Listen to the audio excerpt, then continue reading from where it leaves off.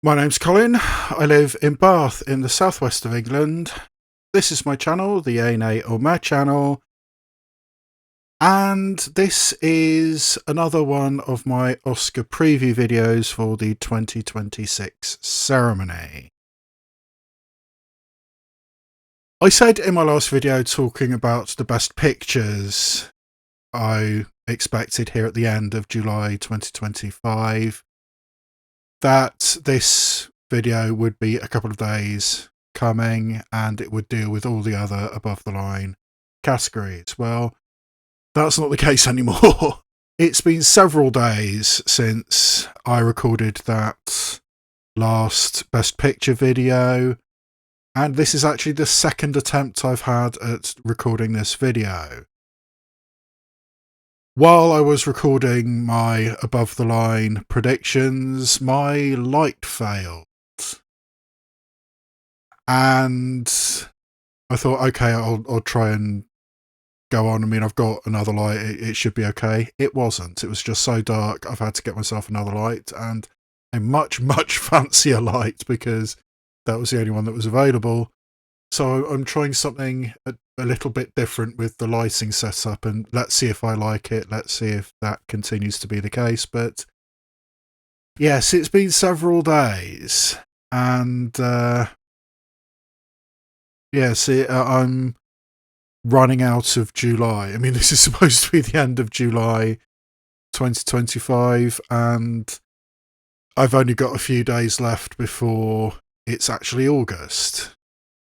So as well as learning that I really do need two lights to record one of these videos, I also learned that if I try to do all the above the line categories, it ends up being a really, really long show.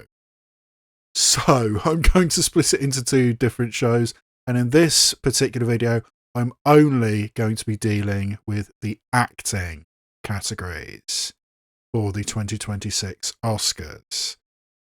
And another thing I probably should emphasise, I should restate for the record, is that since the Best Picture video I recorded and released a few days ago, I have seen the trailer for One Battle After Another. So even in the couple of days since then, it's already changed. And I think One Battle After Another would now be in my Best Picture nominations, and I would take out Avatar Fire and Ash.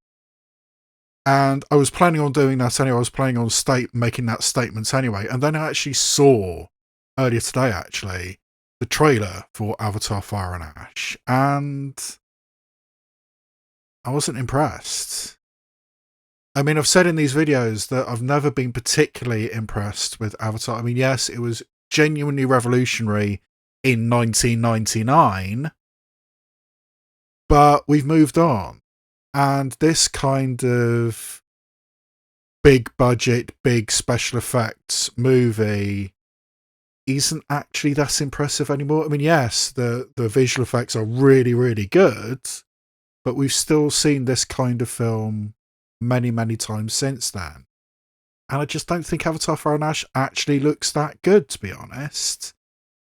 So yeah, I'm reasonably comfortable removing Avatar Fire and Ash from my 10 in the Best Picture category and putting in One Battle After Another, because that second trailer really did impress me. So with that statement made, and with more One Battle After Another nominees in this category than I was perhaps expecting, although still not as many people will have, let's get on with my first initial thoughts on the acting categories, because now, after the release of the Venice and Toronto lineups, or the full release of the Venice lineup and a lot of the gala and special screenings of Toronto, after that I think I'm finally able to give a somewhat informed opinion as to what the acting categories are going to be. So with that said, let's start with Best Actress. And my choice for Best Actress is probably not the same as many people will have. because I still have Julia Roberts as my Best Actress.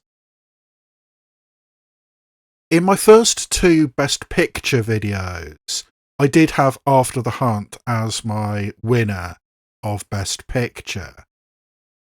And having seen the trailer for After the Hunt, and with the knowledge that it didn't get into competition at Venice, supposedly at the insistence, it was the choice of Amazon MGM to remove it from competition at Venice, which I really don't understand, but supposedly that was the reason for it. But there's a couple of red flags. So I don't have After the Hunt as my Best Picture winner. Right now that's Begonia. But I still believe in After the Hunt, despite the fact I'm not the hugest fan of Luca Guadagnino's work. I didn't like Call Me By Your Name. I still think this feels like a winner to me. Mainly because it's Julia Roberts, and it's Julia Roberts having had some time off from leading prestige films. So it could be kind of like a welcome back to Julia Roberts. And it feels like the kind of role that also gets recognised by the Oscars. I mean, it is a very weighty subject, a very red button issue. The whole Me Too movement still being important, still having films made about it, or that kind of attitude, or at least it seems to be. So having that kind of role, and potentially a kind of morally complex role, or at least that seems to be what the trend is, or at least potentially could. I mean, yes, it does largely look like a thriller, but I do think that there's a chance that that's what Amazon MGM can market it as, and that's not actually what the film might be. I mean, A24 did a similar thing with Materialists, or apparently did a similar thing with Materialists. So it could be more than just a thriller, which is what it looks like. But Luca Guadagnino is a respected filmmaker, despite the fact I personally am not the hugest fan of Luca Guadagnino, but he is a respected filmmaker. And the fact he enticed Julia Roberts to lead this film, I still think Julia Roberts is going to win. I mean, I'm probably in the minority about what's actually going to win Best Actress, but I still have Julia Roberts as my winner right now for After the Hunt. And I can kind of say similar things about the actress who's in my number 2 slot at the moment. This is the first leading role for Jennifer Lawrence for a very, very long time. I mean, it is all the way back to Joy was the last time that Jennifer Lawrence had a leading role, or at least a leading prestige role. So I think a similar thing could happen. Welcome back, Jennifer Lawrence. I mean, we haven't had you in a prestige film for a while. Let's recognise you again. And again, it feels like the kind of role that gets recognised by the Academy. As far as I'm aware, it's basically a woman, a young mother, going crazy, which is the kind of thing which appeals to Academy voters, albeit it's in a Lynn Ramsay film. And as I've said in other of these videos, the Academy just doesn't like Lynn Ramsay. She is too much of an art house director, I think, for the Academy. I think she's made some brilliant work, but it's not the kind of thing which the Academy goes for. It's the kind of thing which cinephiles go for. I mean, I loved We Need to Talk About Kevin. I adored You Were Never Really Here. I thought Joaquin Phoenix was much better in that than in Joker, and it was similar kinds of roles. I think he deserved an Oscar much more for You Were Never Really Here than Joker.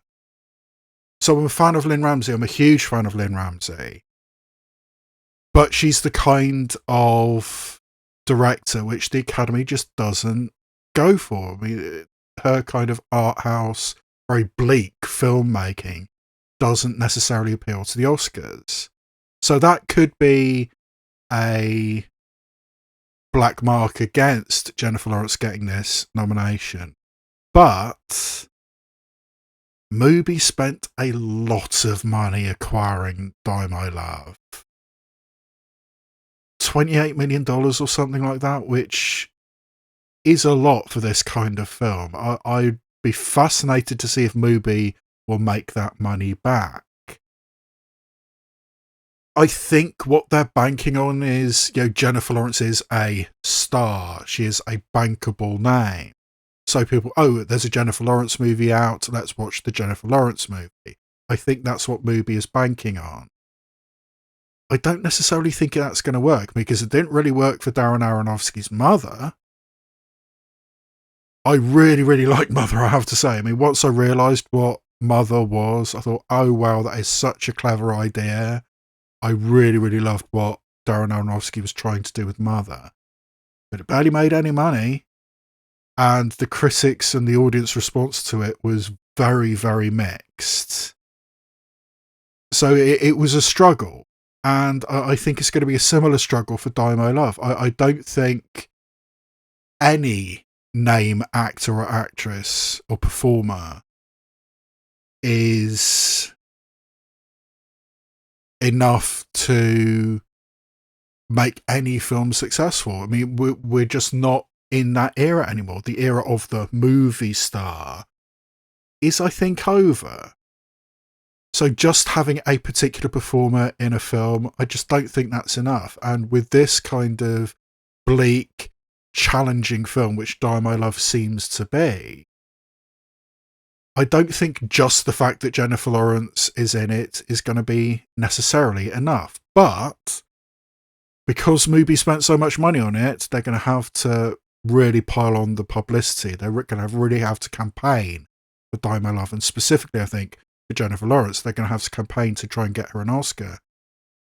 And I think they're going to succeed. I mean, compared to what they're up against, I mean, I'm mostly going off the lists that are currently published on goldderby.com.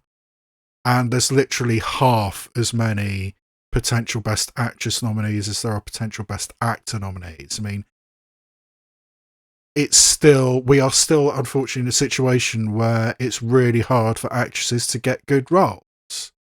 That's just the way things are. So there's not a great deal of competition, or at least there doesn't seem to be a great deal of competition. So I do think that Jennifer Lawrence has enough going for her that I still think she's going to get nominated. But I'm not at all confident in it. But the amount of money that Mubi spent, they're going to have to campaign for it. I think that's going to be enough. So the next two slots in my particular list, slots 3 and 4, are the two actresses which almost everybody else is saying one of two of these is going to win the Oscar. And the first one I've got is my number 3 slot, and that's Cynthia Erivo in Wicked for Good. I think Cynthia Erivo definitely deserved her nomination she got for Wicked. I also more or less think she deserved the nomination she got for Harriet. I don't think that was a particularly good film. There's some weird religious subtext in it which I just didn't agree with, but her performance I thought was good enough for an Oscar nomination. So I think she's a great actress, and my God, is she a great singer, which certainly helps in Wicked for Good. But I mean, as I've said in other of these videos, I think Wicked for Good, we know exactly what we're going to get. It's probably going to be basically the same as what we've already got in Wicked. So it's, I think, going to be pretty easy to nominate. And I think the goodwill going towards Cynthia Erivo is probably going to be enough to get her, at the very least, a nomination. I wouldn't be at all surprised if he actually did win it. And many, many other people are picking her to win. But I don't see a win, personally, at the moment. But I think it's a very safe bet for Cynthia Erivo to get a nomination for Best Actress. And I also think it's a very safe bet for the actress who's in my number 4 slot. I mean, this is a film which has such a wave of support, such a wave of publicity and hype behind it. I can easily see it winning many Oscars. I think it's not out of the realm of possibility for it to get 4 acting nominations. Certainly it's going to win Best International Feature at the moment. Can't see anything else beating it for that. But that's one of the issues about it. But I think Renata Reinsve in Sentimental Value is one that a lot of people have winning this category. And I think it's going to probably succeed in getting a nomination for Renata Reinsve. But it is a foreign language film, which is, I still think that's a bit of an issue. I mean, yes, we are in a world where Parasite won Best Picture, where Roma got a boatload of other nominations outside Best Picture and International, where last year Fernanda Torres got a nomination for Best Actress. I mean, it's not as much of a handicap as it used to be, being in a foreign language film, but I still think it's a handicap.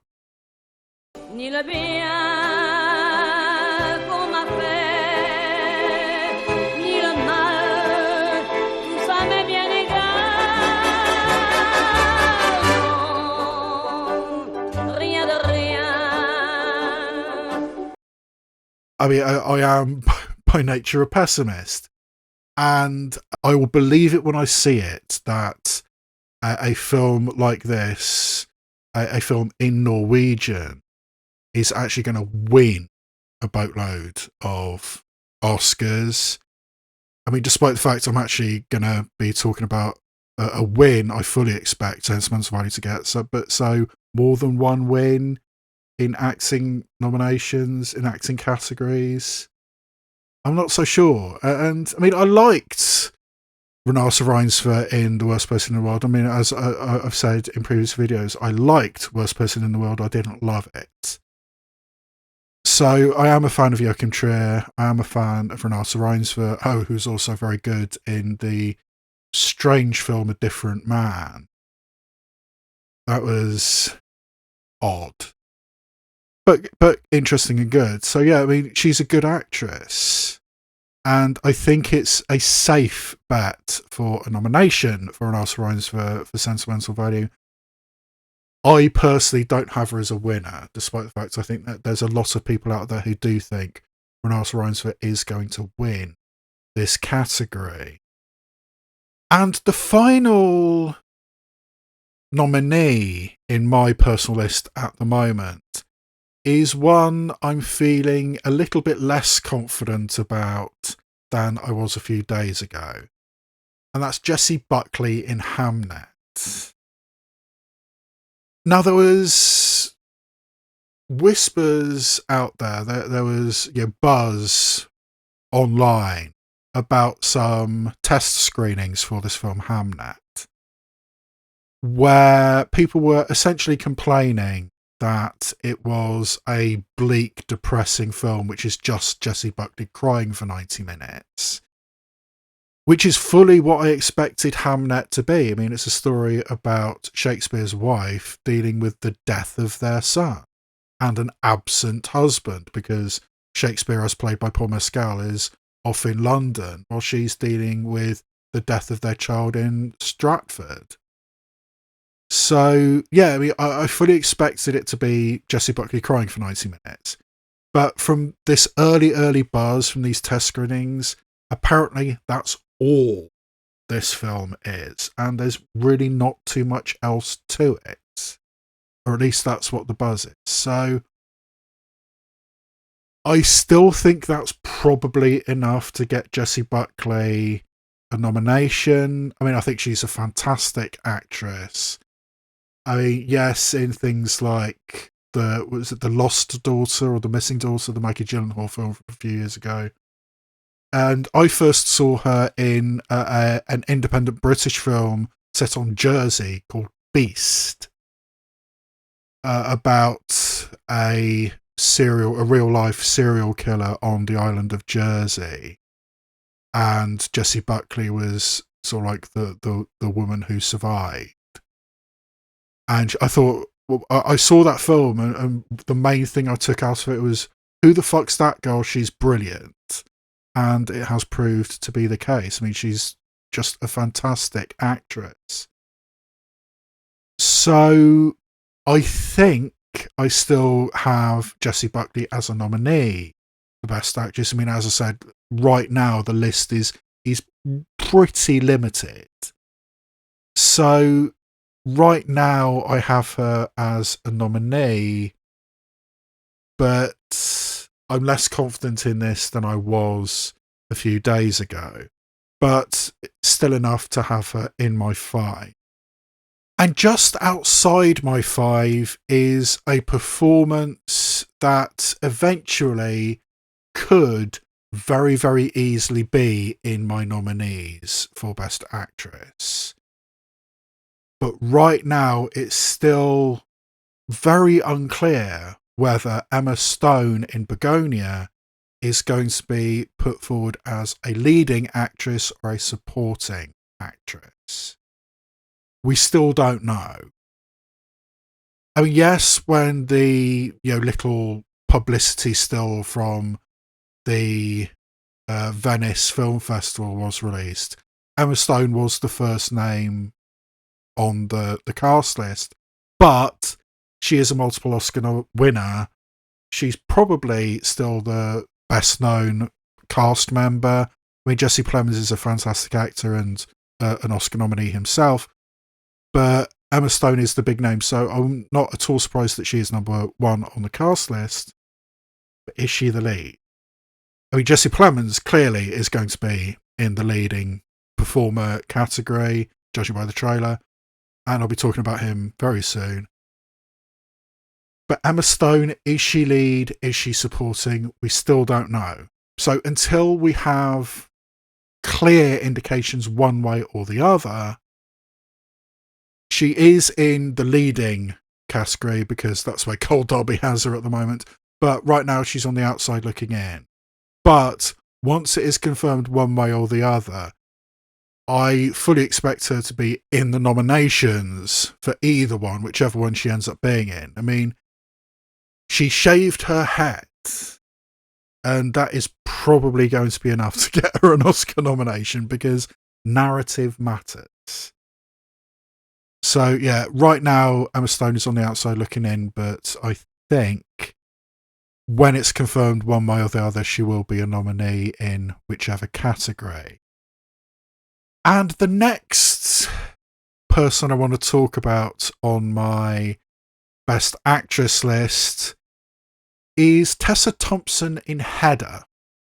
Now, we still know very, very little about Nia DaCosta's film Hedda. I mean, we know it's a modern reinterpretation of Hedda Gabler. I mean, one of the greatest pieces of European theatre. I mean, it has the reputation as, the female Hamlet. It's that well known, it's that well respected. And Nia DaCosta doing that, I mean, yes, she did The Marvels and Candyman, but her early stuff, some fascinating material that Nia DaCosta has in her background. And I love the fact that Nia DaCosta had to step away from the post-production on The Marvels in order to direct this. So the fact that Hedda has made it into a screening, I can't remember if it was a gala or a special, but it's been given a premiere position in the Toronto Film Festival. So I know that this film exists and it's ready to go. And I also think it's very, very unlikely that it's just going to be dumped onto Amazon Prime, because this is an Amazon MGM release. So it feels like it's a real film. It feels like it's got real prestige behind it. And I think Tessa Thompson is a fantastic actress. I mean, I've been a huge fan of her for such a long time. All the way back when she was on the Veronica Mars TV show. I was really impressed with her then. And then she did Dear White People, the movie version of Dear White People, which I honestly think is a seminal piece of work. I think modern conversations about race and modern conversations about race in film were started by Justin Simeon's Dear White People. I think Dear White People, the movie, walked so Get Out could run. I don't think Get Out happens in quite the same way without Dear White People movie. And Tessa Thompson was the lead in that and was superb in it. And then she's obviously done things like Valkyrie in the MCU. But she's a really, really great actress. And her taking on Hedda and what this modern interpretation, this modern version of Hedda Gabler, I'm fascinated by that. And it has the potential to be really, really good. And I hope it is. I mean, I still think there's a chance it just gets dumped on Amazon Prime and just disappears into the ether. But it could be good. It could be something. I hope it is. Because I think Tessa Thompson is one of those actresses who eventually is going to get an Oscar nomination. Maybe it's going to be for Hedda. So right now she's on my list in my number 7 slot. And in the next slot, the next person I want to talk about is Amanda Seyfried in The Testament of Anne Lee, which was confirmed in competition at Venice and is also playing at the Toronto Film Festival in 70mm, which is interesting. So again, we know it exists, we know it's ready, we know it's coming out. It still doesn't have distribution at time of recording, but The Testament of Anne Lee is a real thing. And given the success of The Brutalist last year, with the team of Mona Fastvold and Brady Corbet, I think The Testament of Anne Lee has the potential to be something really special. I mean, it's a period piece. Apparently it's a musical, but the songs are being done by Daniel Bloomberg, who did the score for The Brutalist, and I honestly do not trust that guy to do catchy songs, but I think this is going to be a really, really strong contender. I mean, again, depending if it gets picked up, I'm assuming it's going to get picked up at Venice, but who picks it up is going to be crucial. And if the right company has it and the right company pushes it, we could have a repeat of The Brutalist, despite the fact that I've not liked the work of Mona Fastvold and Brady Corbet in the past. But I have liked the work of Amanda Seyfried. I think she's a fantastic actress. I mean, a very charismatic presence. And she's a really good singer. She really is. And her complaints about Ariana Grande beating her for the role in Wicked, it's one of the odder sort of feuds in modern cinema history. But this character feels like a really interesting person to portray.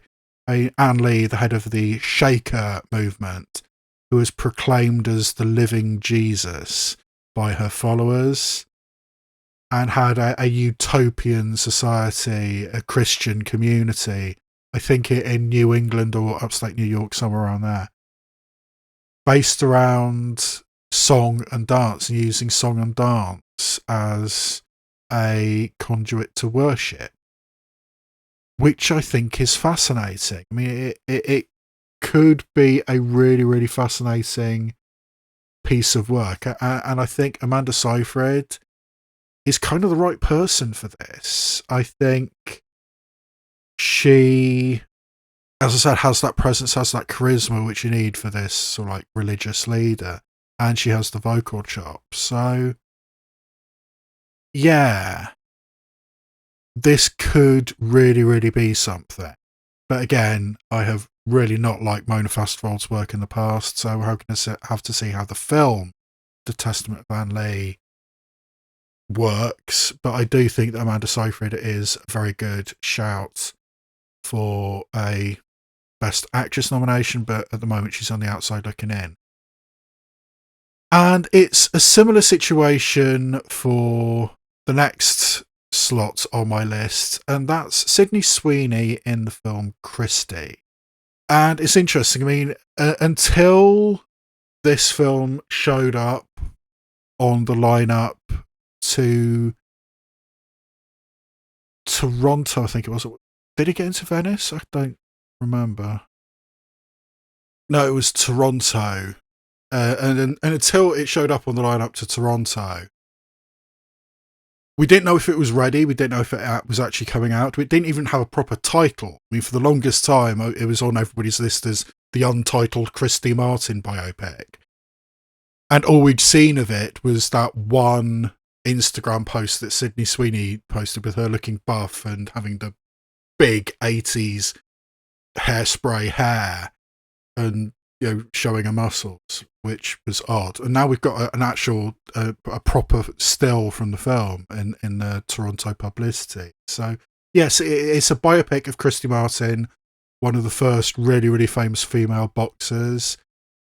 And Sydney Sweeney trying to get that prestige, get that Oscar win. I mean, I've never seen Euphoria. I mean, I know Sydney Sweeney from more frivolous material like the horror movie Immaculate, which I did a reaction to, and that is a dumb movie. And quite silly, quite honestly, but fun. Sydney Sweeney was also in the film Reality about the NSA whistleblower reality winner, which is her real name, bizarrely. But yeah, it's a really odd movie which has its dialogue. The script of that movie is entirely made up of the transcripts of the FBI interviews with reality winner as they're trying to get her to, we know that you tried to be a whistleblower. I was coming home from a concert in Atlanta, and it was 3 a.m., and there was a guy standing on the street, and I wanted to make sure that he didn't see me go from like my car to my door, and I thought I timed it out well. But then I was standing at the sink getting water, and then someone starts knocking at the door. And was like, you have a toothpick? Huh?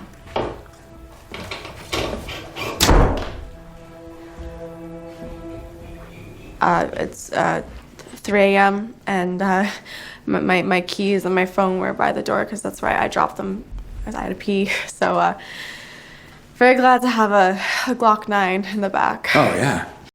It's an odd film, but Sydney Sweeney, I think, was very, very good in it. So, yeah, I mean, I don't know Sydney Sweeney from what she's most famous for, and you know, she's, you know, the hottest woman on the planet or whatever. I mean, obviously she's not my type, but she clearly wanted to do something to get some prestige, and being in a fighting movie seems to be the right thing to do. When you're thinking about it, it's pretty much exactly the same thing that The Rock did this year as well with The Smashing Machine. But Sydney Sweeney is in this film, Christy. We know it's coming out. We know it's playing at Toronto. So there's a decent chance that Sydney Sweeney is going to be a proper contender for Best Actress. But again, similarly to The Testaments of Anne Lee, Christy at the moment doesn't have a distributor. It's so important which company picks it up, which company pushes it.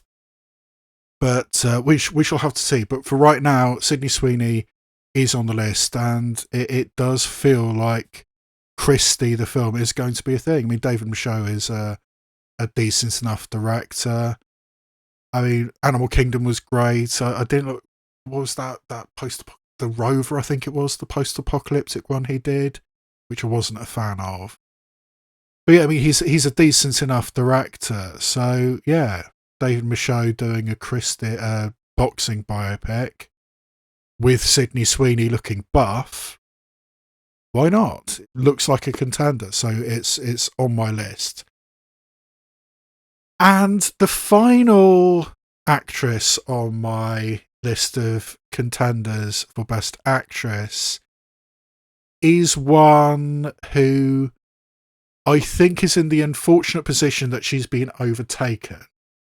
I think the chances for Rose Byrne getting an Oscar nomination for If I Had Legs, I'd Kick You were much higher before Die My Love came out, because by the sound of it, it's two pretty similar roles. Jennifer Lawrence in Die My Love and Rose Byrne in If I Had Legs I'd Kick You. I think in both cases it's basically women going crazy. I think possibly in both cases it's also women suffering from postpartum depression, which again is a subject which often gets notice at the Oscars. Although one of my personal bugbears is I really, really think Charlize Theron should have got an Oscar nomination for Tully. I think that is a vastly underrated film. She, in my opinion, was the best actress that year. But so yeah, it doesn't always work. And it didn't work for Amy Adams last year in Night Bitch, which is a film I really, really liked. I really liked Night Bitch, and that did nothing. So yeah, it doesn't always work, and therefore I think two performances of similar types getting a nomination for Best Actress, I think is highly unlikely. And Jennifer Lawrence, in my opinion, has the much, much better chance of getting nominated for Die My Love than Rose Byrne does for If I Had Legs I'd Kick You. And it also probably doesn't help that If I Had Legs I'd Kick You premiered so much earlier in the year. It's one of the few films which came out of Sundance this year. I mean, it seems to have been a weirdly low-key Sundance Film Festival in 2025, with very, very few genuine contenders, if any genuine contenders, coming out of Sundance. And so usually there's a couple, but seemingly not this year. Maybe that's another factor. But yeah, I'm fascinated to see both If I Had Legs I'd Kick You and Die My Love. But I don't think Rose Byrne is a strong contender to get a nomination for Best Actress, but she's definitely on the list. And right now she's in my number 10 slot. So now we move on to Best Actor.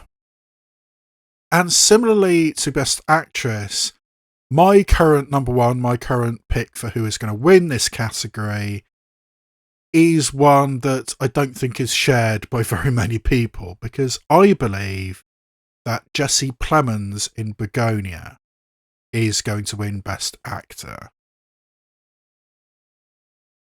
This is not an opinion which I think is shared by many people. I think the next three people on my list are probably the three actors who most people have as their winner, as their number one. But for me, I think it's Jesse Plemons. That trailer for Begonia confirmed for me what I always suspected, that Jesse Plemons is going to be creepy as fuck in Begonia, which is something he can do very, very well. I mean, the performances he put out in the Black Mirror episodes he was in, yes, it was a comedic role, but the role he had in Game Night was really disturbing. I mean, it was, you know, a point of humour just how creepy and detached Jesse Plemons was in that film. So he can do it really, really well.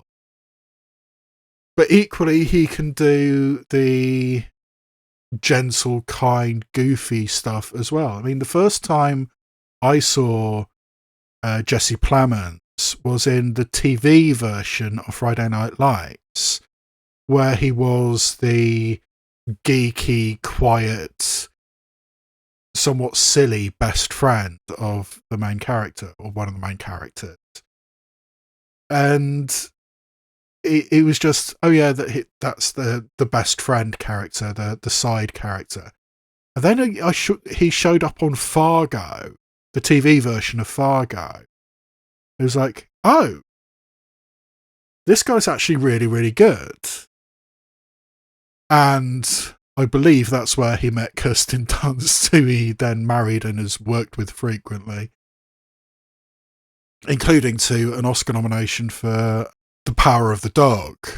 I mean, it's cool that both Jesse Plemons and Kirsten Dunst got Oscar nominations for that film.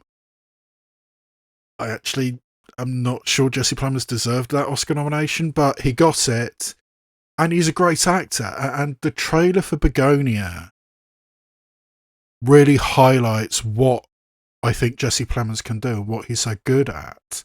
And actually, what Yorgos Lanthimos brought out in Kinds of Kindness. I mean, I didn't like Kinds of Kindness particularly. I mean, that was Yorgos Lanthimos working with his long-term collaborator Venice Philippou. So it was weird as fuck. I mean, there are, generally speaking, two types of Yorgos Lanthimos movie. The ones he co-writes with Venice Philippou are weird as fuck. Dogtooth, Alps, Killing of a Sacred Deer, The Lobster. Weird and not Oscar baity, and Kinds of Kindness, not Oscar baity. The ones that Tony McNamara writes, Poor Things and The Favourite, Oscar contenders. Begonia is neither. Begonia is written by Will Tracy, who did The Menu, which was kind of blunt, but I really did enjoy. So we'll have to see. And particularly, it is strange that it's based on this old South Korean film, which nobody's really heard of. But regardless of anything else, the trailer highlights the skills of Jesse Plemons. And I think right now, that's the performance I believe in most to win Best Actor. And the person in my second slot, I've also seen a trailer for this film, and it does definitely look like a contender because there's precedent for it. A music biopic of a real life person. You're more than likely going to get a leading performer nomination, and I think that's what Jeremy Allen White in Springsteen Deliver Me From Nowhere is going to get. I mean, there's so much precedent for this. I mean, we have Rami Malek in Bohemian Rhapsody, we have Austin Butler in Elvis, we have Timothée Chalamet in A Complete Unknown. Did Joaquin Phoenix get nominated for Walk the Line? Can't remember. Oh, and Jamie Foxx for Ray. I can't remember if they got acting nominations. Oh, Renee Zellweger for Judy also qualifies, I think. A music biopic with prestige behind it often gets the leading performance, an Oscar nomination. I certainly think that's what Jeremy Allen White is going to get. I mean, from the trailer, he is sort of like energetic and sweaty and singing on the stage with the E Street Band and doing all that performance stuff, which is so relevant to getting an Oscar nomination. But it's also the quiet stuff where he's just in a motel room with Paul Walter Hauser recording this album Nebraska, which is kind of the centre of the film. And doing both of those things in the same film is gonna, I think, lead to a Best Actor nomination. I mean, it's kind of what Jeff Bridges did in Crazy Heart. The only time that director Scott Cooper has actually been paid attention to by the Oscars. I mean, doesn't quite qualify in the same way because it's a fictional character, but that's another music role which got an Oscar win.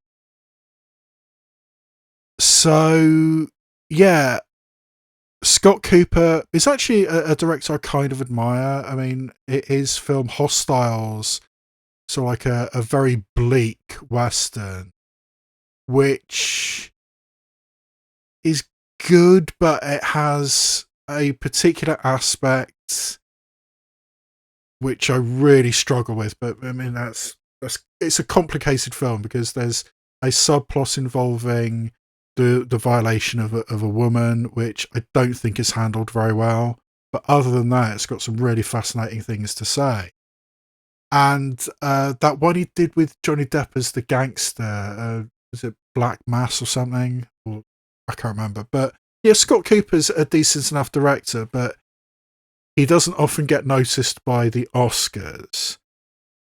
But this one I think is going to work because it's a music biopic, and that's a very, very easy way of getting yourself noticed by the Oscars, is do a music biopic. And Bruce Springsteen is certainly deserving of having that treatment. So, yeah, I think it's going to work for Jeremy Allen White. And I think a lot of people have him winning this category, and I wouldn't be surprised if he won. But I think it's certainly a safe bet to get a nomination. As is Timothy Chalamet in Marty Supreme. I'm not a full believer in Marty Supreme at this point. I don't have it very high on many of my lists. Certainly other people have it very, very high on their lists. I don't really at the moment, because I just don't know what it is.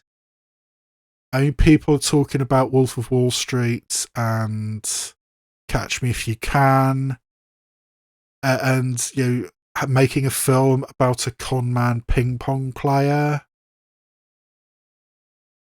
What is this? I don't know, but it's Timothy Chalamet, and Timothy Chalamet is of the moment. I mean, like, getting nominated just last year for A Complete Unknown, which I honestly think he barely deserved. Don't think he made my personal list of nominees last year, but he is a great actor. I mean, going all the way back to Call Me By Your Name, I mean, I didn't like the film. I liked his performance in it. It was great. I mean, I think people forget his really great supporting performance in Lady Bird. I mean, in the grand scheme of things, it's a very small role that Timothy Chalamet had in Lady Bird, but he was very, very good in that. And he's done other things as well. So, yeah, I think Timothy Chalamet is a great actor, and it is his time. I mean, this is Timothy Chalamet's world, and we are just living in it. And I think that's probably going to be enough to get him at least a nomination, whatever Marty Supreme the film actually is. I think it's a reasonably safe bet to have Timothy Chalamet as a contender for the acting Oscar. I'm not a full believer in it yet, so yes, it's on the list, but it's in my number 3 slot. And again, I think it's a pretty similar thing that I can say about the actor in my number 4 slot. I mean, I've said many times in the past and have argued with many people about this in the past, but I am just not fully a believer in Sinners, and therefore I think Michael B. Jordan is a very good shout to get nominated, but I don't think he's going to win. I mean, I think there's a lot of people out there saying Michael B. Jordan will win. I'm not saying that. I am a pessimist about Sinners. I don't think the Academy has changed so much that Sinners is actually going to get all these nominations that people say it's going to get. I mean, it's going to sweep, it's going to be a juggernaut. I mean, I remind people we're still very, very early in the year. In the video where I discussed the 40 films I'm talking about for Best Picture, I've only seen 3 of them. In terms of Oscar season, we've barely started. So to say this film has come out and it's going to be great, I don't fully believe that yet. I mean, yes, I mean, the hype and the buzz and the publicity has maintained for, 3 or 4 months now since it's come out. So I think it is going to be a contender at the end of the year, but I don't think it's going to be the contender at the end of the year. Even though I think Michael B. Jordan is fully deserving of it, and I wouldn't be at all surprised if Michael B. Jordan is among my personal list of contenders. But I still don't necessarily believe that a film as clever and as subtle as Sinners is going to get all these awards. I think in order to be successful in the Oscars when you are a film about race, you need to be as blunt as a sledgehammer. And Sinners isn't. And it's also not fully about race. It's also got this whole griot thing about the power of music. And I think it's more about the power of music than it is about race. And that's another thing which I think will reduce Sinners. But Michael B. Jordan is excellent playing dual roles. I mean, arguably playing 3 roles in the film. And playing all of them really, really good. Yes, I think it's a brilliant performance and I think it's nomination worthy. I don't necessarily trust the Oscars enough to say it's guaranteed a nomination, and certainly not for a win. But for right now, I hope he gets a nomination, because I'm such a fan of Michael B. Jordan, going all the way back to Fruitvale Station. But I don't think it's a guarantee. I don't think it's a safe pick yet.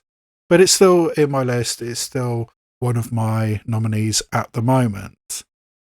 And the final actor on my nomination list is George Clooney for J. Kelly. And this is similar to what I was talking about with Julia Roberts and Jennifer Lawrence earlier. This is the first time in a very long time that George Clooney has been the lead in a prestige type film. I mean, hell, I think the last time he was leading a film what was actually with Julia Roberts was that stupid rom-com, Ticket to Paradise, I think, where they ex-partners, I mean, they used to be married to each other, and they reunite for their daughter's wedding on Bali. I think the daughter was played by Caitlin Dever, who's another brilliant actress. Why did Julia Roberts and George Clooney make that film? I mean, it's fine. It's a very, very standard rom-com with more mature protagonists. I mean, I guess George Clooney and Julia Roberts just wanted a holiday in Bali. Actually, I think it might have been filmed in Australia, in Queensland. But either way, they wanted a tropical holiday. So they made a perfectly fine but pretty standard rom-com.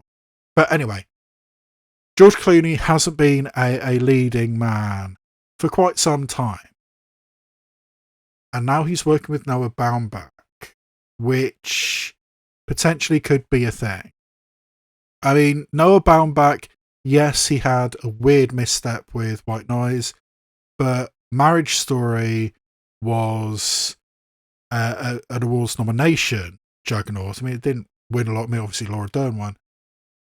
Noah Baumbach is the kind of filmmaker who can get you an Oscar. I mean, I think his style is very much an acting showcase. I mean, that's what Noah Baumbach tends to do.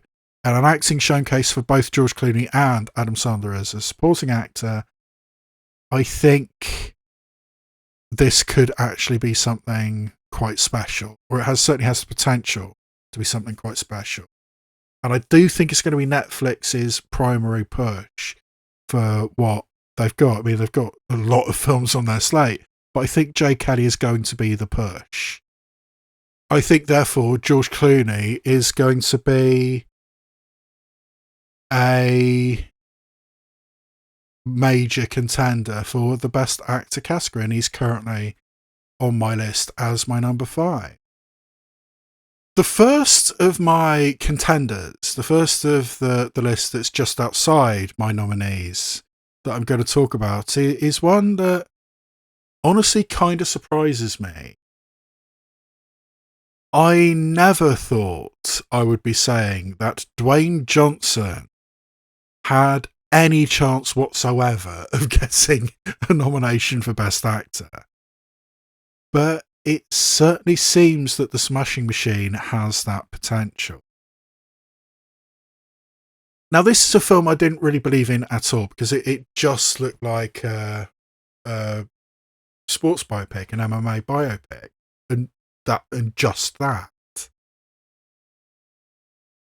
But it got into competition at Venice, and it also has a prestige screening at Toronto. And the director of the Venice Film Festival made public statements about how good The Smashing Machine was and how he's so excited about it, how it's a marvellous piece of work. I mean, mind you, he did say the same thing about Joker Folie à Deux, but he did make those statements. So, is The Smashing Machine a contender? I think it might be. And if it is, then Dwayne Johnson almost by default becomes a genuine contender for Best Actor. I mean, I'm not going to go so far as to actually put him in my nominees list at the moment, but he's certainly a contender. He's certainly worth talking about and worth putting in my number 6 slot. So, yeah, Dwayne "The Rock" Johnson as a serious contender for Best Actor. Who'd have thunk it? And yeah, the next person on my slot is probably a demonstration of my personal biases, because I am now a believer in One Battle After Another, but I'm not a full believer in One Battle After Another yet. So Leonardo DiCaprio right now is on the outside looking in. Despite the fact he has a really, really good record of getting into Best Actor. I mean, he's got a streak going way back. I think the last time he didn't get a Best Actor nomination for a film he was leading in was The Great Gatsby. So he's got the prestige behind it. And I could easily see Leonardo DiCaprio getting nominated for One Battle After Another. Not quite there yet. I mean, because that first trailer did look very goofy. And it does look like a thriller with comedic elements to it. And is that necessarily going to be enough to get him a Best Actor nomination? Particularly when the second trailer is largely a showcase for Chase Infinity, which is something I didn't necessarily expect, but I will be talking about her in a minute. So, yes, I am now a believer in One Battle After Another, but I'm not a full believer in One Battle After Another. So right now, Leonardo DiCaprio is on the outside looking in, and he's in my number 7 slot. And yeah, talking about personal biases, I am absolutely not a believer in this film.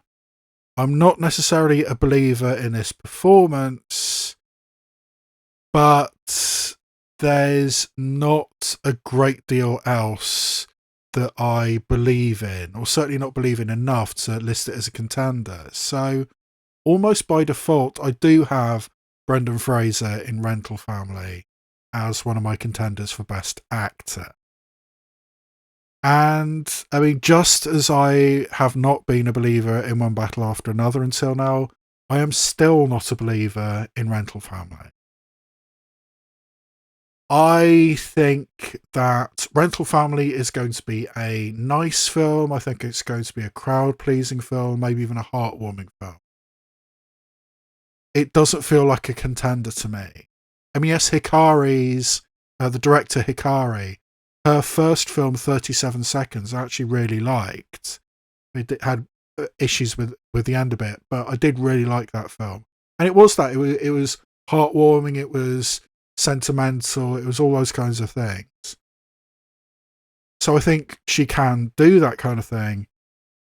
But until proven otherwise, I think Rental Family is just going to be that. And the only reason people are talking about it, and the only reason so many people have it as a Best Picture contender and nominee, is that Searchlight has nothing else.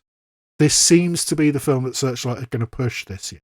And Searchlight has a very good track record of pushing films into Best Picture.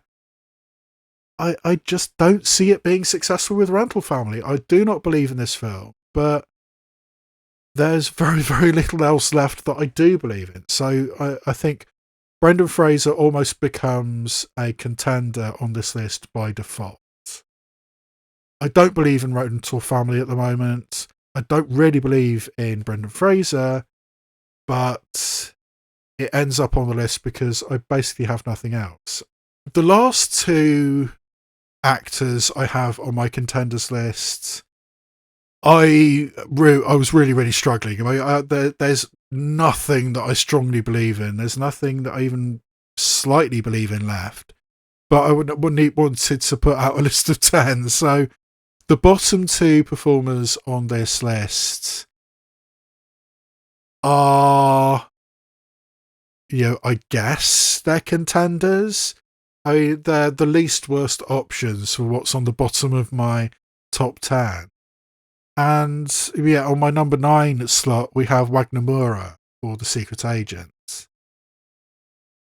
which I think a lot of people are talking about because Wagnamura did win Best Actor at Cannes. But from what I understand, he didn't have much competition for male-led films in the Cannes competition. So I don't necessarily think that's a strong indicator of what Wagnamura's performance is. I don't think it's going to be a strong Oscars contender for Best Actor. And from what I understand, I mean, the Secret Agent, the film, it is a bit of an art house film. It's a bit of an abstract film. Doesn't necessarily have the firm structure that you necessarily want. I mean, it seems to be, or the vibe I get from it is the kind of film that cinephiles like. I mean, the art house crowd like, but not necessarily a mainstream audience or an Oscars audience or an Academy audience. I don't think it's necessarily going to be that kind of film. I think Brazil's probably going to submit it to the international feature, but as a contender outside international feature in a category like Best Actor, I don't believe in this at all. But there was nothing else. So right now, Wagnamura is my number 9. And yeah, I was really, really desperate by the time I got to my number 10 slot. And in the end, I just decided to shove Oscar Isaac in there for Frankenstein. I don't believe in Frankenstein. I think Guillermo del Toro is a great director. He's got a very specific tone, a very specific style. And Frankenstein fits perfectly into that tone and style.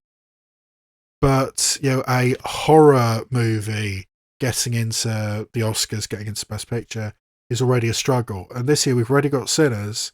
And if any, horror movie or gothic movie is going to make it a contender, it's going to be Sinners. And Frankenstein is going to be pushed aside, in my opinion. I think it's probably going to get some technicals, like cinematography, costumes, production design, all that kind of stuff. I think Frankenstein is likely going to get nominated in those kinds of categories. But I don't really believe it in above the line categories, but Oscar Isaac was the least worst option for my number 10 slot. I mean, I love Oscar Isaac. I think he's a brilliant, brilliant actor.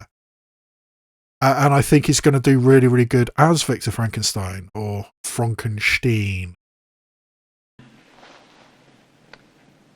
That's Frankenstein.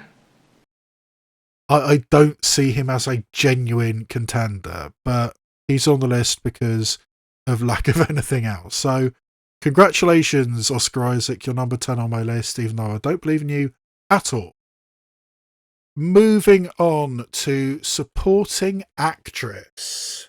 And this is one I am actually going to give. I think my winner is the same as a lot of people's winner, and that is Ariana Grande for Wicked for Good. I have to say Ariana Grande surprised me in Wicked. I mean, I'm not familiar with her music at all. I'm not familiar with her work on the Disney Channel, which I know she came from. I mean, basically the first time I knowingly saw and heard Ariana Grande was very cheeky and I personally think really great performance in Don't Look Up. I'm one of the very few people who really, really liked Don't Look Up. I think sometimes you do need to be that blunt and that obvious. And her song in Don't Look Up was actually, in my opinion, brilliant.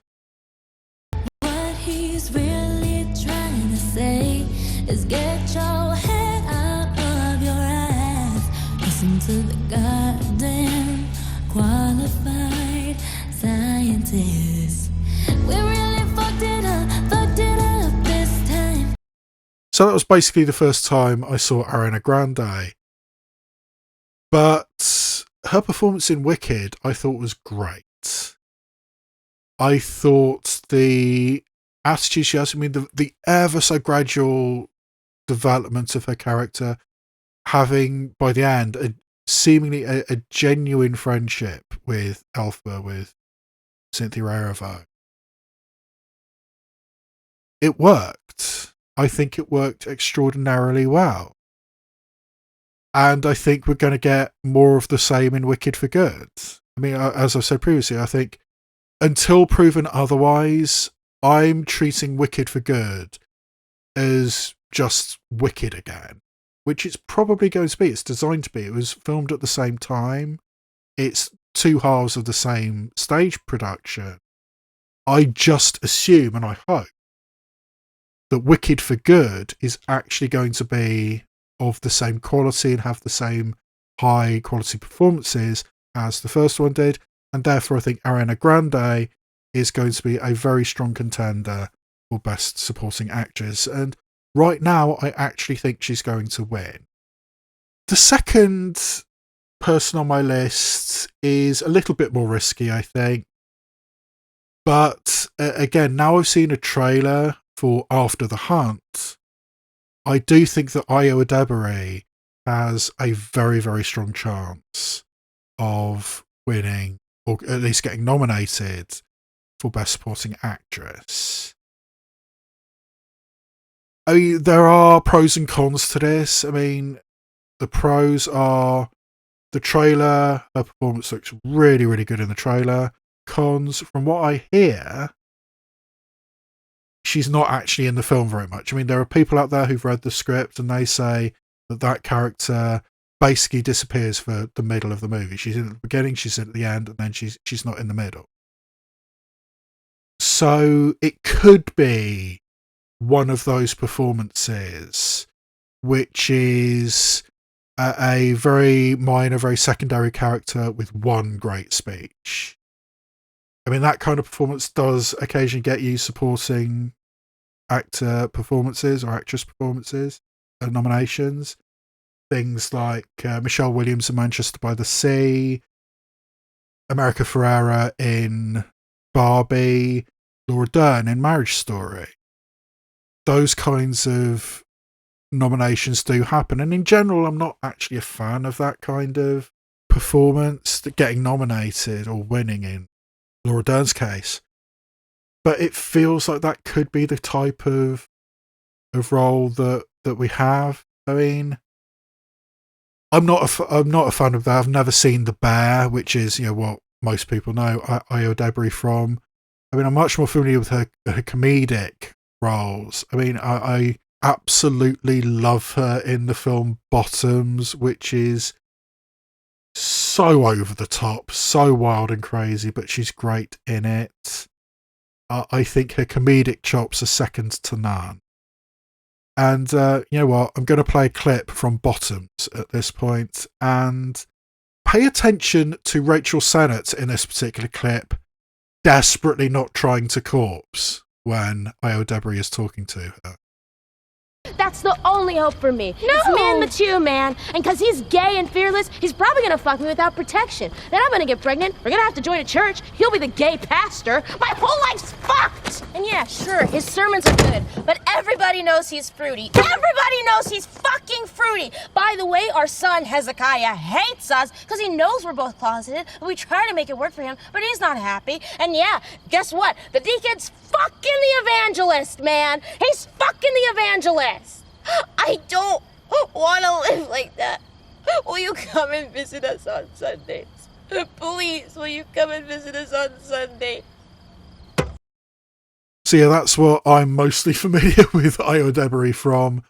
And, oh, actually, earlier in the year, there was the film Opus, which wasn't a good film. Actually, a decent song written by Niles Rodgers from Chic.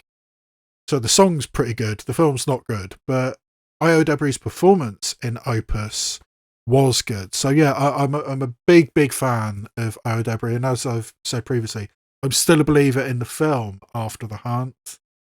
So for right now, Ayo Edebiri is in my second slot for Best Supporting Actress. And in my third slot is the performance which I think many people have winning this category. I mean, if they don't have Ariana Grande winning this category, they have Elle Fanning winning Best Supporting Actress for Sentimental Value.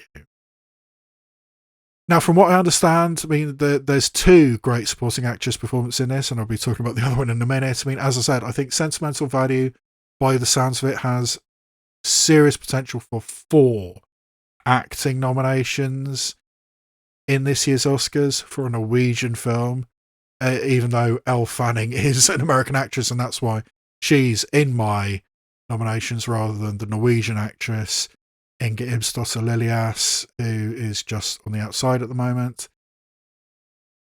But it sounds like all of the acting performances are awards worthy, and Elle Fanning is the one, because she's American, which I'm putting into the nomination list. And yeah, I mean, I've been an admirer of Elle Fanning for a very long time, since both she and her sister Dakota were very small children.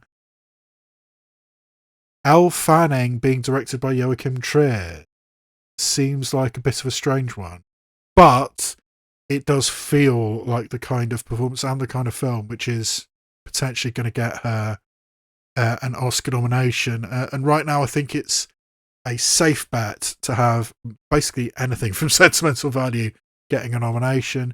So yeah, Elle Fanning is number 3 on my list.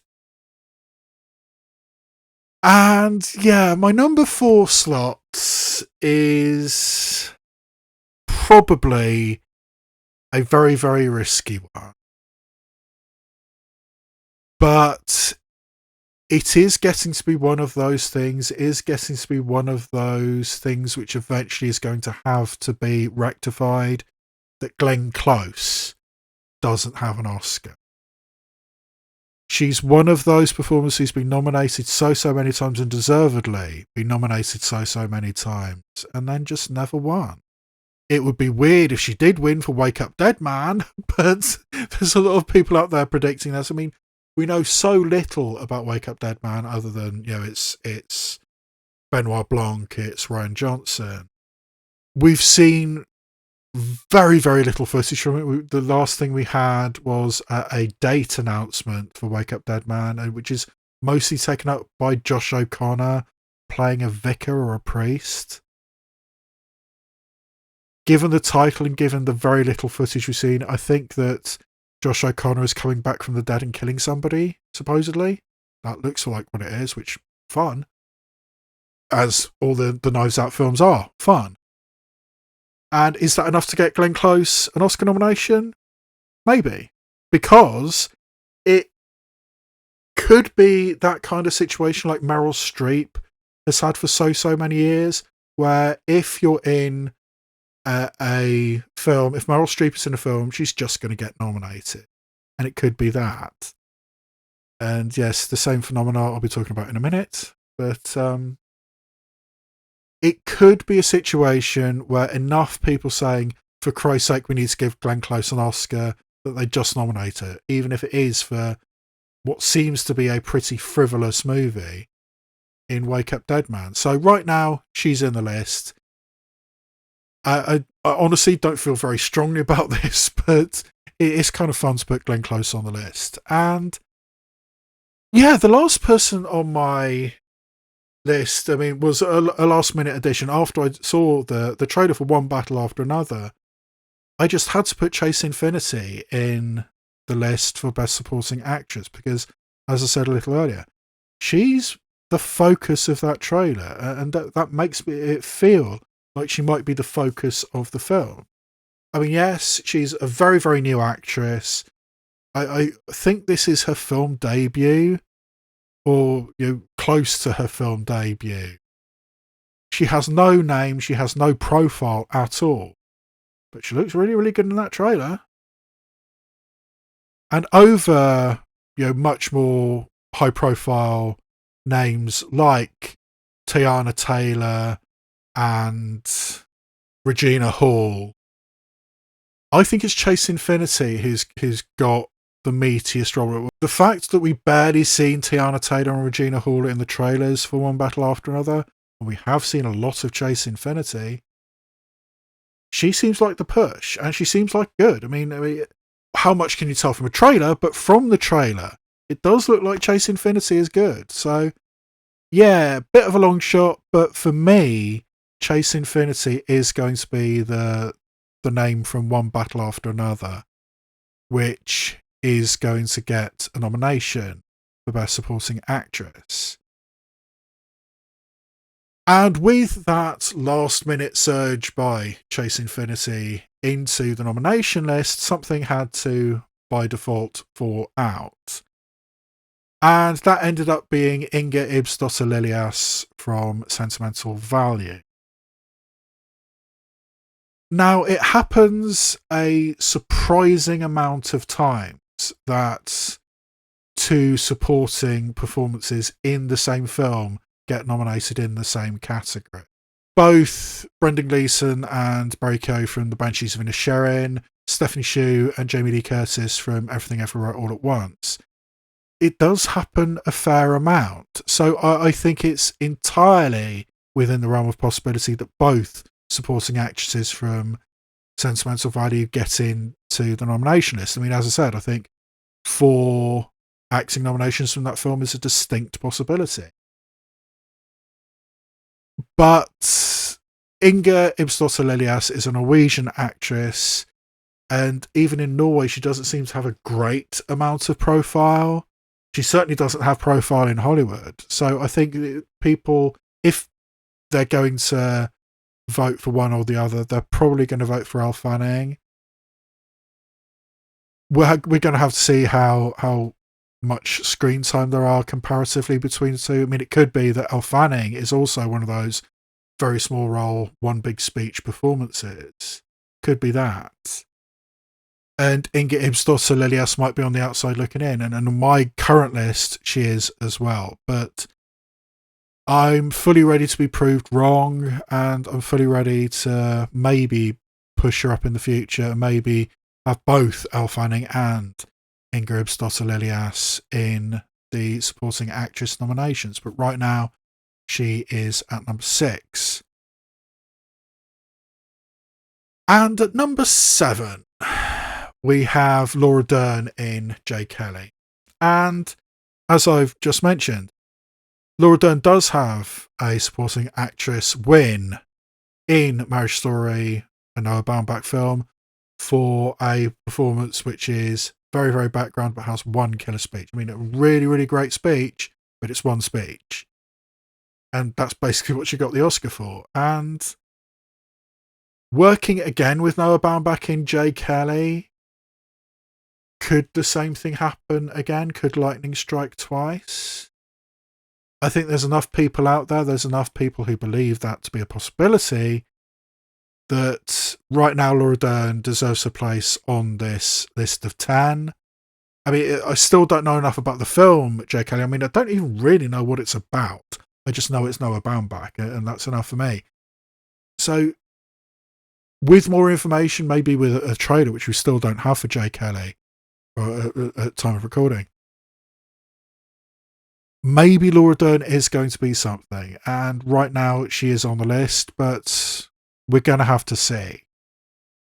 And yeah,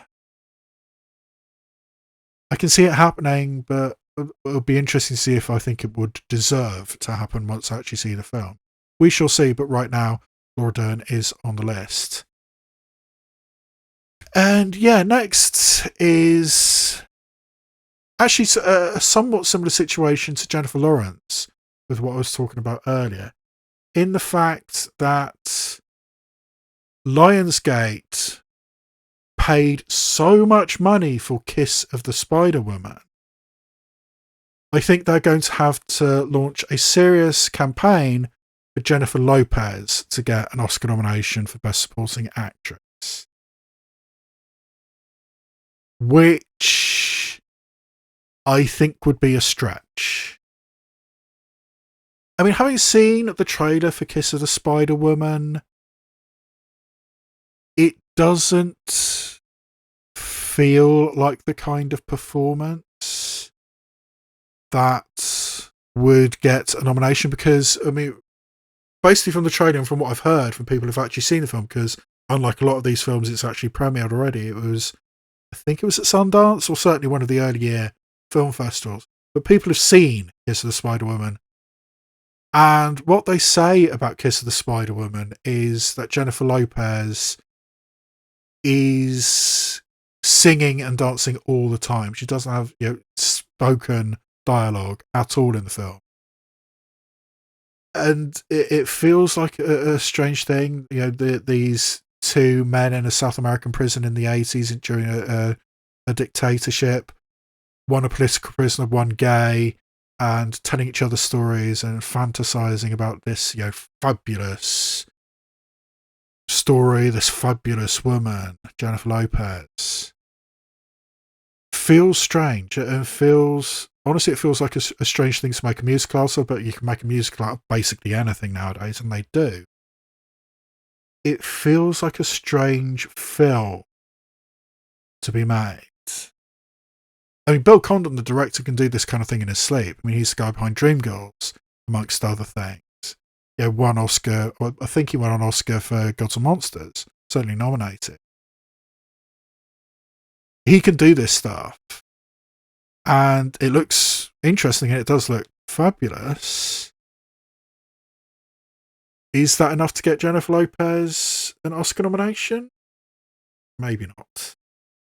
Or certainly I don't strongly believe in it, but I believe in it more than the other things on this list. So Jennifer Lopez is currently in the list, and a lot of people do have her as a nominee. I don't at the moment, but she's in my 10. And then we have Gwyneth Paltrow, which is a strange one. I mean, Marty Supreme is the first non-Marvel movie she's done in about a decade. She has played Pepper Potts in the Iron Man films and the MCU films. But other than that, the last time Gwyneth Paltrow was in a Hollywood film was Mordecai in 2015. Does anybody remember that Johnny Depp film? Until I looked up, I barely remembered. I don't think I ever actually saw it. I mean, that was when I was still doing my film review podcast. So the fact I didn't see it or didn't feel the need to see it, I think perhaps says something, because back then I saw basically everything. So I mean, Gwyneth Paltrow hasn't been in a film for a long time, or a non-MCU film for a long time. So it could be that thing I was talking about earlier, welcome back, have a nomination. Could be that thing. But Gwyneth Paltrow has basically been campaigning for this Oscar a full year in advance. I mean, way back early in the year, she was talking about, how it was so weird having sex scenes with Timothée Chalamet, and, what, we don't need no stinking intimacy coordinators. If an experienced male actor had made those kinds of comments, there would have been uproar. If an aging male actor had said, we don't need a intimacy coordinator when having a sex scene with a younger female performer, there would have been uproar. But if Gwyneth Paltrow says it, I guess it's okay. It's not. Intimacy coordinators are a very, very good idea. But I mean, she made those comments in publicity comments, I mean, months and months before anybody's ever seen this film. I mean, there's still not a trailer out. It's not in the 4 festivals, which is interesting. But it does, with the release date, the cinematic release date, you wouldn't necessarily expect that. To me, similarly to One Battle After Another, that's not in the 4 festivals either. But it's interesting that it's not in the 4 festivals, and we still don't have a trailer for Marty Supreme, and we just don't know how big a role Gwyneth Paltrow actually has. Is she going to be the push, or maybe it's going to be Fran Drescher who's going to be the push? And she's got goodwill being the president of SAG and the leader of the strike a couple of months back.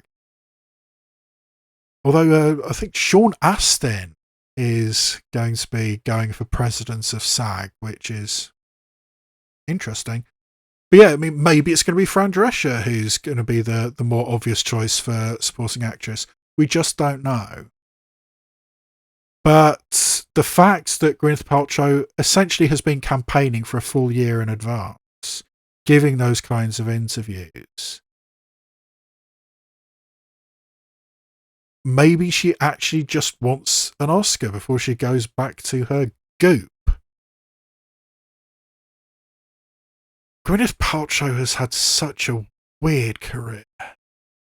But yeah, I mean, for right now, Gwyneth Paltrow's on this, but I mean, as I've said earlier, I just don't know enough about Marty Supreme, and I certainly don't know enough about the size of Gwyneth Paltrow's role in Marty Supreme. But for right now, she's in the list.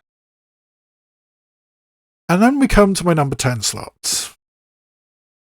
I fully admit that this selection is somewhat facetious. But I thought it was a point that was worth making, and I mean, there's really nothing else that I feel strongly about to put in my number 10 slot. So I wanted to make a point about Jamie Lee Curtis, because it is getting to the point, similarly to what I was talking about earlier with Meryl Streep and Glenn Close, it's getting to the point where Jamie Lee Curtis, if she is in your film, she's going to get a nomination. Yes, she was one of 2 supporting actresses from Everything Everywhere All at Once that got Oscar nominated. She won. Don't think she deserved it. She wasn't even the best supporting actress in her own film. I think Stephanie Hsu should have won, personally. I thought she was much, much better than Jamie Lee Curtis. I mean, I don't begrudge Jamie Lee Curtis for her legacy, for her career. Yes, give her an Oscar, Lifetime Achievement, whatever. I would have given it to Stephanie Hsu. And then she didn't get an Oscar nomination, but she did get a BAFTA nomination for The Last Showgirl with Pamela Anderson.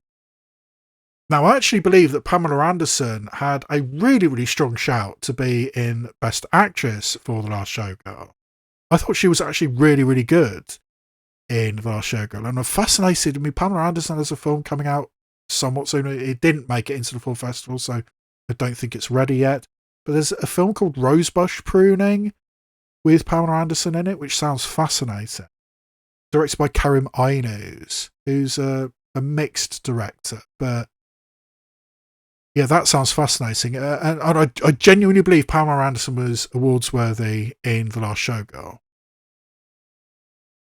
I don't think Jamie Lee Curtis was.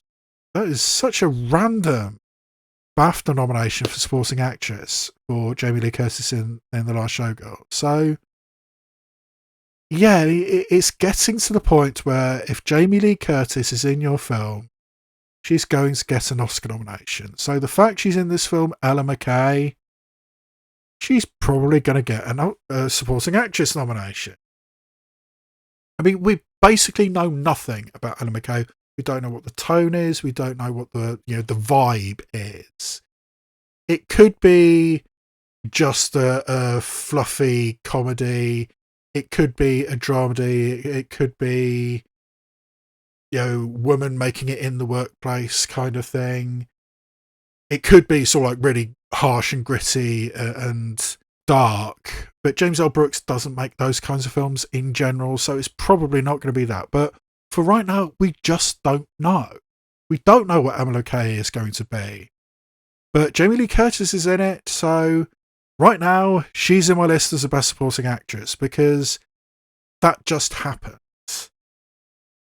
And apparently, Jamie Lee Curtis, right now she's in cinemas with Freakier Friday. Actually, here in the UK, I think that's coming out in a week or 2. I might actually watch that. It could be fun seeing Freakier Friday. But doing on the red carpet and in the publicity for Freakier Friday, she has said that she's going to be starring in a film adaptation of Murder, She Wrote. Jamie Lee Curtis playing Jessica Fletcher. I didn't know I needed that in my life, but I desperately need that in my life. I mean, that sounds so cool. But anyway, she is an Ella McKay, and because it just happens, Jamie Lee Curtis in your film here have a supporting actress nomination. So Ella McKay, Jamie Lee Curtis is on the list. And I admit, I fully admit, this is a rather facetious pick, but I felt the need to put it in there. And then we come to the Best Supporting Actor category, and once again, I think my pick for what's going to win this category, similar to Best Supporting Actress, is basically the same as everybody else. I think basically everybody thinks that Stellan Skarsgård is going to win Best Supporting Actor for Sentimental Value. And I have no issue with that. I mean, I think Stellan Skarsgård is a great actor, and by the sounds of it, this is a great role for him in a great film. I mean, I am somewhat of a fan of Joachim Trier. I wasn't the hugest fan of Worst Person in the World, but I think there's enough of a wave of positivity coming from that, and the fact that Sentimental Value won the Grand Prix at Cannes, and in most years it would have won the Palme d'Or, but Juliette Binoche and the other members of the jury wanted to make the statement of giving it to Jafar Panahi. So I think the Cannes bump is going to go towards Sentimental Value, and part of that I think is Stellan Skarsgård winning Best Supporting Actor. He seems like far and away the best option right now.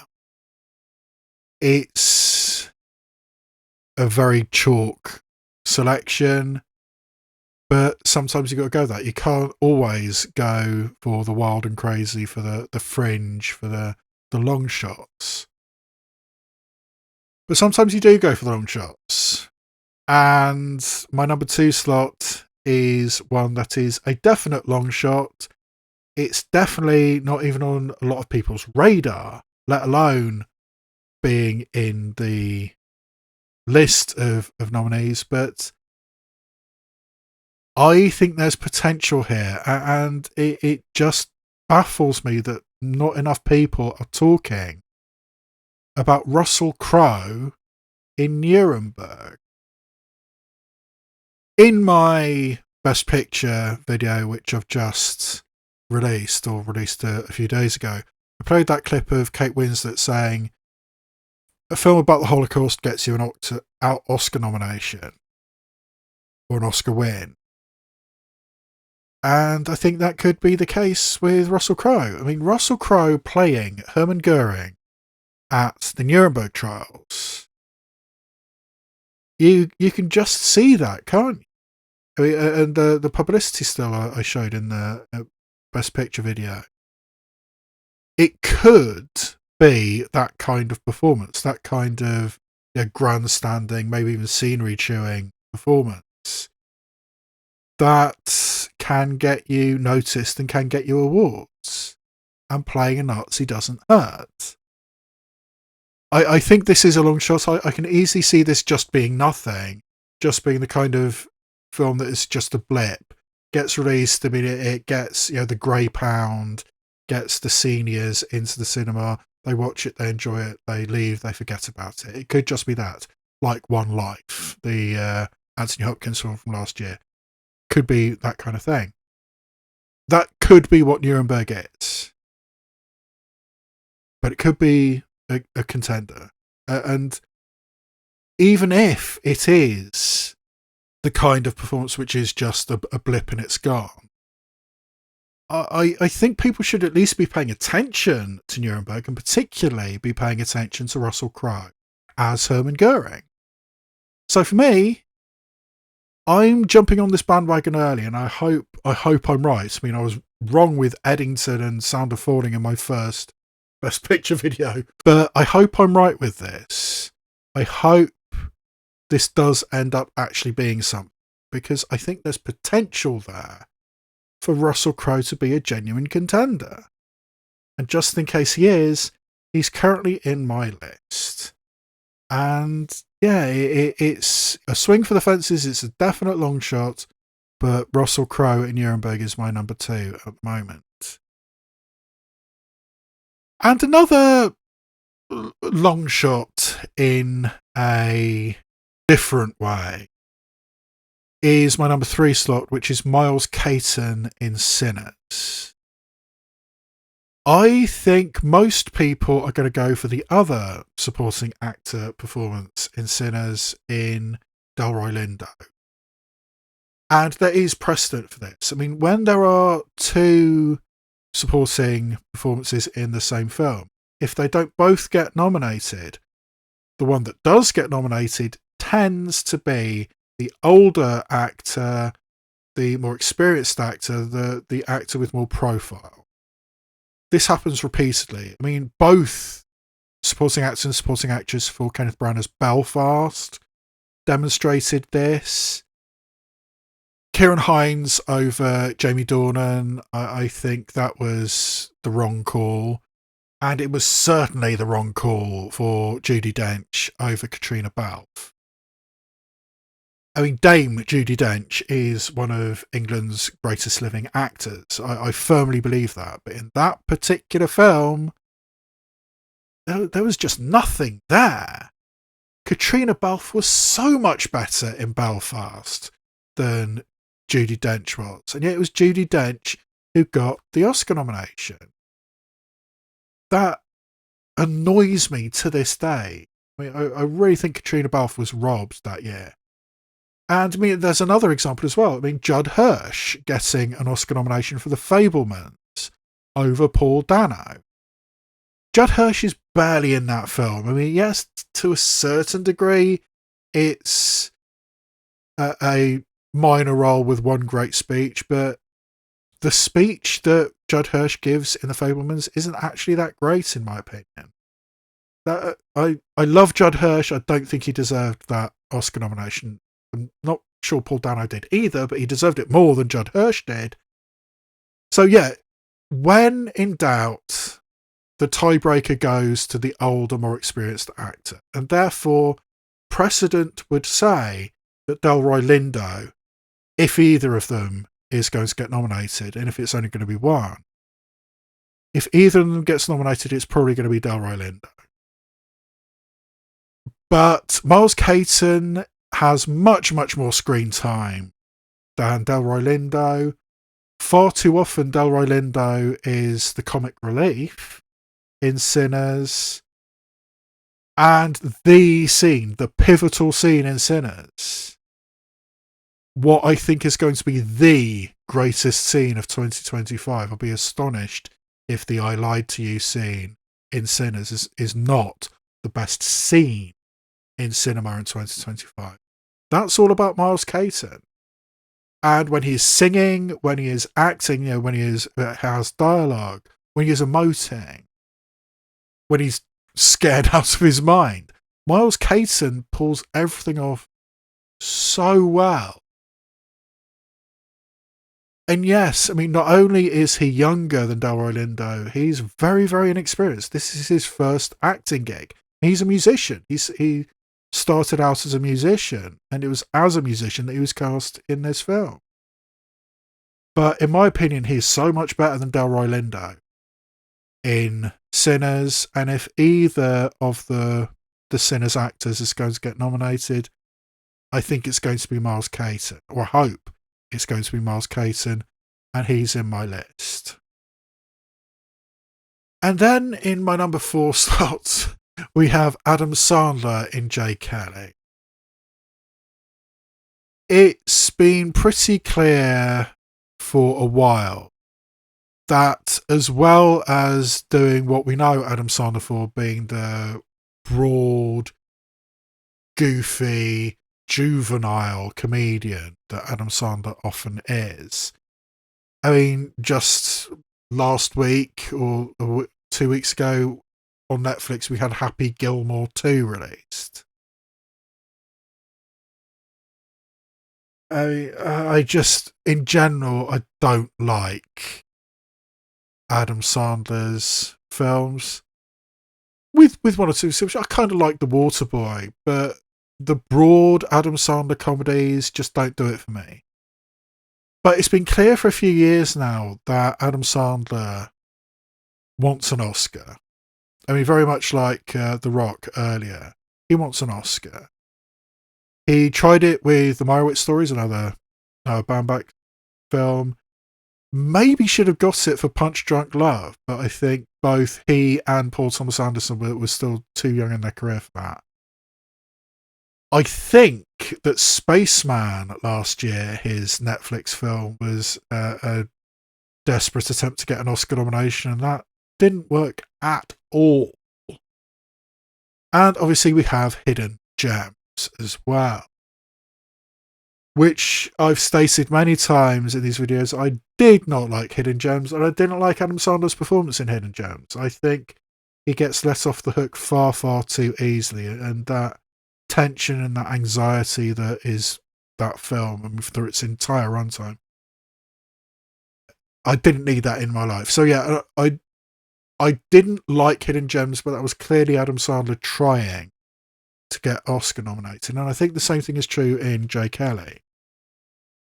And again, working with Noah Baumbach, it could happen. But I think this year it's going to be a struggle, because I think Stellan Skarsgård, I think, could be another sweeper, winning absolutely everything like Kieran Culkin did, like Ke-Huy Quan did. I think Stellan Skarsgård's going to win everything. And if he doesn't, you have either of the actors from Sinners, maybe even Andrew Garfield, maybe Sean Penn, but I want to see one battle after another before I say that. But I don't think he's going to win anything. I think he's got a decent chance of getting nominated. Adam Sandler. I mean, as I've said, I do not know what Jay Kelly actually is, but if it is something, and I think it could well be something because it's Noah Baumbach, it could be something. So yeah, Adam Sandler is currently on the list in my number 4 slot. And at number 5, we have Andrew Garfield in After the Hunt. I mean, again, going off the trailer, it looks like a pretty meaty role. It looks like, honestly, a bit of a scumbag role. I mean, in this film about sexual assault or the accusation of sexual assault, he looks like a bit of a scumbag with a variable accent as well, which was notable in the trailer. Playing a scumbag can often get you nominated as a supporting performer. Worked for J.K. Simmons, didn't it?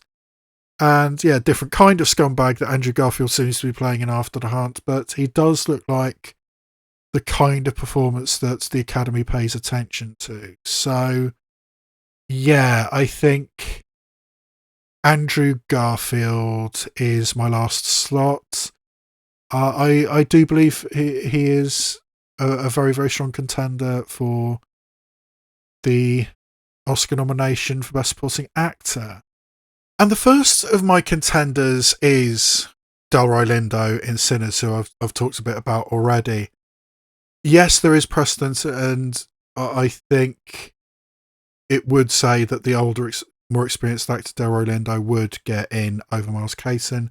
But for me, I just don't think he's in the film enough, and when he is in the film, it's very much as comic relief, as the funny drunk, which is a character trope I kind of thought we'd got past as a society, but apparently not. And as I said, there is precedent to this. I mean, he is the older, more experienced actor. He, by general consensus, got cruelly snubbed a few years ago for Da 5 Bloods. I think he was brilliant in that film, genuinely deserved an Oscar nomination for that. And I think there was a lot of people out there, me included, who say he was definitely snubbed for Da 5 Bloods. So this could be a make good if he gets nominated for Sinners. And another minor thing in Delroy Lindo's favour is the fact that there is absolutely 100% an Oscar clip in his performance in Sinners. I mean, the little clip they say, I mean, this is what we are nominating for, the Oscar clip. And 100%, if Delroy Lindo does get nominated, this is the clip that will be played at the Oscar ceremony. The damn fool. He took out all his money to pay for the $2 train ticket. Train conductor saw him. Clan got a hold to him. Searched his pockets, found all that money. Made up a story about him killing some white man for it and raping that white man's wife. And then lynching right there in the railroad station. You know they cut off his manhood. I mean, there is no denying that is a brilliant scene. It's a brilliant speech, brilliantly delivered. But for me, it was one moment or one scene of seriousness, of gravitas in a film where most of the time he's just the comedy drunk. So I can see it happening for many different reasons, but for me personally, right now, Delroy Lindo is once again on the outside looking in, and much as I would like a make good for Da 5 Bloods, I don't think this is it right now. I don't think I would begrudge him getting a nomination, certainly because it would be a make good, but of the two, I prefer Miles Caton. And yes, the next person on my contenders list is another one that I don't think enough people are talking about yet. I mean, for one thing, nobody thought this film, or nobody was guaranteed that this film was actually coming out this year, but then it was on the competition list in Venice. So we know that The Wizard of the Kremlin is coming out, and we know that Jude Law is playing Vladimir Putin. An actor putting on prosthetics and playing a politician, it often gets you noticed, if not a nomination. Gary Oldman in Darkest Hour, Meryl Streep in The Iron Lady. Last year, Sebastian Stan in The Apprentice. Putting on makeup, putting on prosthetics and playing Vladimir Putin in the current climate with the Ukraine war going on interminably. Yeah, actually, next week I'm seeing another Ukrainian documentary from Mstislav Chernov, who did was 20 Days in Mariupol. So that's going to be fun, but I'm almost certain that's going to be nominated in documentary and be submitted by Ukraine just as 20 Days in Mariupol was. But anyway.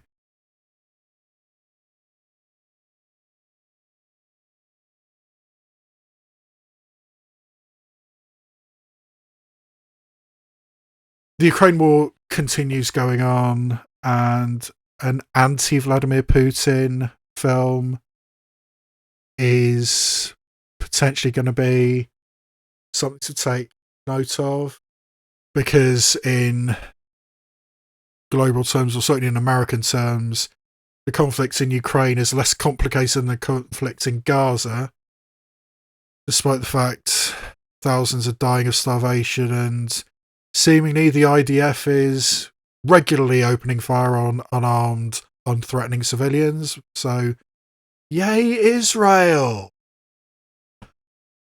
Fuck off Netanyahu. But taking the piss out of Vladimir Putin is a safe bet. And Jude Law is a great actor, so the fact that he's in this film, and it's directed by Olivier Assayas, who is a respected filmmaker, honestly not a filmmaker I'm a huge fan of, but it is there, it is getting noticed, and Jude Law playing Vladimir Putin, I mean, similarly to Russell Crowe earlier, a politician putting on makeup and playing them, then yeah, I mean, Russell Crowe in Nuremberg, Jude Law in Wizard of the Kremlin, kind of a similar vibe, I think. And in both cases, I don't think either of them are being taken seriously enough. And yes, at this point, I started running out of ideas. I started running out of performers I actually believed in. And I think the one left that I believed in most was Robert Pattinson in Die My Love. From what I understand, from what I've seen of Die My Love, it definitely seems like a showcase for Jennifer Lawrence. But Robert Pattinson is the secondary performer. I believe he even he plays Jennifer Lawrence's husband. So having that situation, and Robert Pattinson is another great actor who maybe is due. He might be one of those actors who it would be nice to give him an Oscar nomination, so why not give it an Oscar nomination for this? But as I said earlier, in general, the Academy doesn't like Lynn Ramsey's work, and I think it's already going to be a stretch to get Jennifer Lawrence a nomination, so getting Robert Pattinson one as well, I think would be maybe pushing it beyond breaking point. So we'll have to see, but for right now, Robert Pattinson is on the list. And then we have a performance which a lot of other people believe in. A lot of other people have very, very high on their list. I mean, in their nomination list. But I don't believe in it yet. I mean, the trailer that has been released, we haven't seen enough of this performance yet, I don't think. And despite the fact I do really love Jeremy Strong, and he definitely deserved his Oscar nomination last year for playing Roy Cohn in The Apprentice. I thought that was a brilliant performance. But Jeremy Strong playing Bruce Springsteen's manager in Deliver Me From Nowhere, I don't necessarily believe in this one. I'll have to see it to believe it. I mean, once we've actually seen the film, once we actually know what the dynamic is, whether it's even Jeremy Strong who's going to get pushed in supporting actor, because it could be Stephen Graham being pushed playing Bruce Springsteen's father.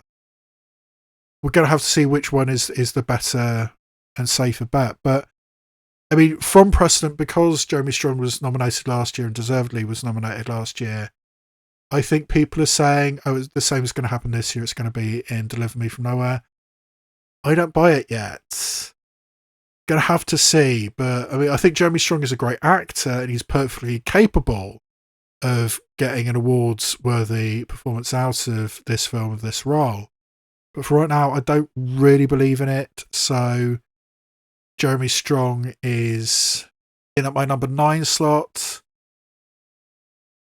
And yeah, my number 10 slot is, again, I was struggling for things I believed in, and I think the performance I believe in most that is left is Jonathan Bailey in Wicked for Good. Now, from what I understand, in the second half of Wicked, Prince with Fiyero, the prince in Wicked, has a much bigger role in the second half of the play, or of the musical, than he does in the first. So that's a good sign. And Jonathan Bailey already, I think he got a SAG award, or one of the precursors. Jonathan Bailey actually got nominated, which I think was a stretch for Wicked. But you know, he's perfectly charming, perfectly handsome, great singer, all those kinds of things. Didn't really feel it in Wicked, but maybe if there was enough goodwill to him that he got a nomination last year for that performance, in what I think is going to be a meatier performance in Wicked for Good, maybe he's only actually going to get into the Oscar conversation, seriously into the Oscar consideration. And if nothing else, for right now, I think he's the best option to slot in my number 10 slot. So yeah, I don't strongly believe in this, but at number 10, I have Jonathan Bailey. So that brings us to the end of this video, which is now going to be the second of 3 videos I release hopefully before the end of July. I mean, it's probably going to be at the beginning of August by the time I actually do the next one. But I'm going to do another video where I'm going to be talking about director, adapted screenplay, original screenplay, which I think are the only categories. I mean, these, like above the line categories, are the only ones we have even the remotest chance of being accurate with. So yeah, that video is going to hopefully be coming pretty soon. And, various other reaction videos are going to be coming out. So I know that the end of August, there's going to be quite a few reaction videos I want to do. And continuing on with this Oscars prediction stuff and various other things on my channel. I mean, there's plenty of stuff, a variety of stuff, a smorgasbord of stuff on my channel. Maybe you'll find something there you like. So maybe consider subscribing to my channel. If you have watched this far into the video, maybe I deserve a like. You could also drop a comment, hit the notification bell, do all those things. Anything that helps the algorithm promote my tiny, tiny little channel.